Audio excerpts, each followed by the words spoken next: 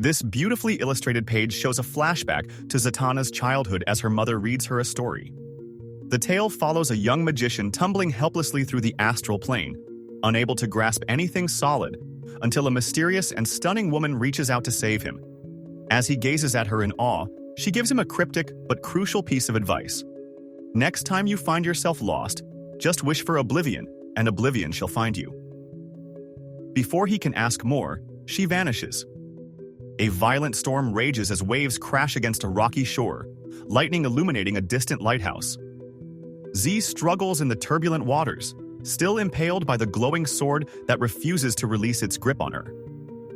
Gasping for breath, she clutches it, her expression torn between pain and determination. Suddenly, a ghostly hand emerges from the depths, reaching toward her. An eerie, distant voice calls out her name. Inside the Oblivion Bar, Dan, Bobo, and Nimue lament how business has been dead, with Dan even reminiscing about cutting his own magic act. Nimue jokingly offers to bring in her divine study group to boost business, while Bobo cynically sips his drink, muttering about the bar's decline. Their conversation is interrupted by sudden loud bangs that echo through the bar, putting everyone on high alert. We see that Z teleported to their bar, sending debris flying as she lands hard on the floor. Dazed and struggling to catch her breath, she coughs and gasps, clearly exhausted and in pain. Z rests in bed as Dan, Bobo, and Nimue discuss the mystery surrounding Adam's disappearance and the strange, magical interference affecting her. Remember that Adam, her missing crewmate, is the one who stabbed Z in the back with the magical sword in the last issue.